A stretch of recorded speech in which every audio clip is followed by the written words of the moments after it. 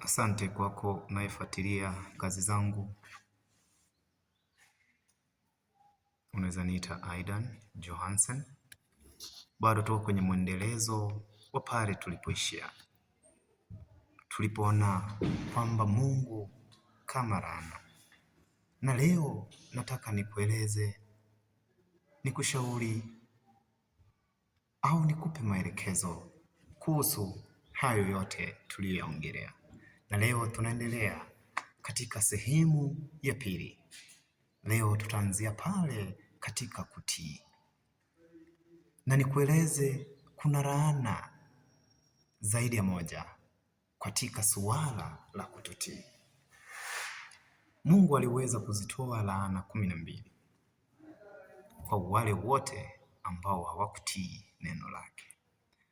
Laana moja ilikuwa juu ya wale ambao huabudu sanamu na kuabudu miungu mingine.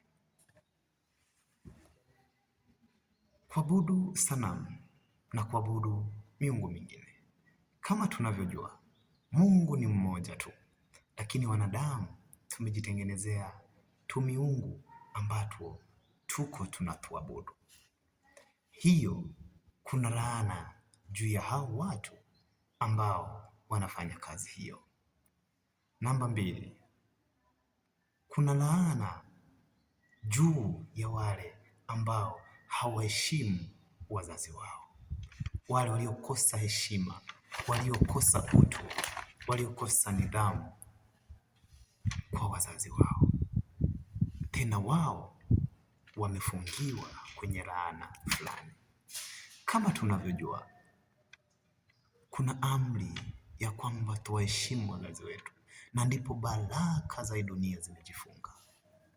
Lakini wanadamu tumeshindwa kutii hiyo amri, na hivyo tumejitafutia laana ambayo itatufata na kututafuna polepole. Kitu kingine, kuna laana juu ya zinaa. Zinaa imebeba laana. Watu tunashindwa kuelewa na kutafasiri hili. Iwapo unatembea na mtu mwanamke mwingine, au kama ni mwanamke unatembea na mwanaume kinyume na matakwa ya Mungu, basi laana ya Mungu itakubeza.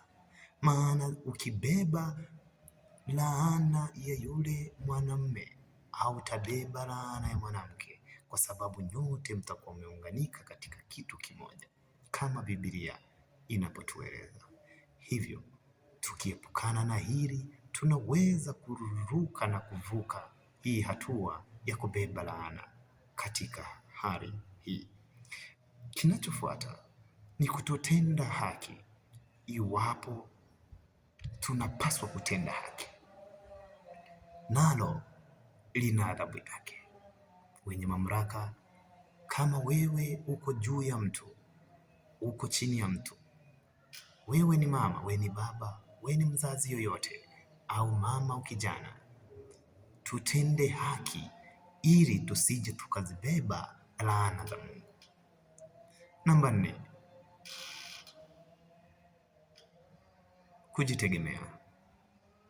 Yeremia 17:5-6 utaona matokeo ya kujitegemea, kutomshirikisha Mungu katika maamuzi yako. Hakuna baraka yoyote itakayoshuka kwako.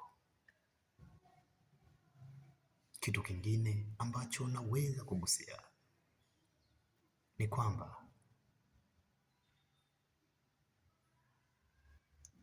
laana ingine itakutokea pale utakapojihusisha na wizi na kiapo cha uongo. Ni ishara tosha kwamba utakuwa chini ya laana fulani. Kitabu cha Zekaria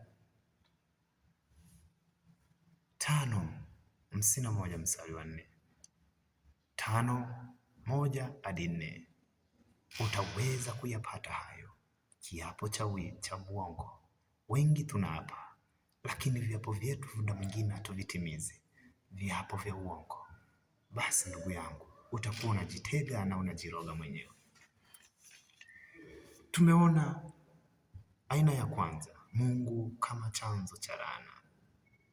Tumeweza kuviangalia vitabu mbalimbali. Mpendwa, najua una mengi unatamani kuyajua. Tumeeleza zipo aina tatu. Je, hizo laana nyingine ni gani? Ipo laana namba 2, laana zinazotoka kwa wenye mamlaka.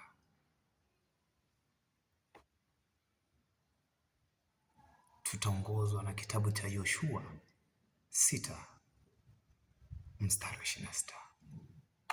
Na kuomba zidi kunifuatilia, zidi kuandika ujumbe, eleza ni wapi nibadilishe na wapi nirekebishe.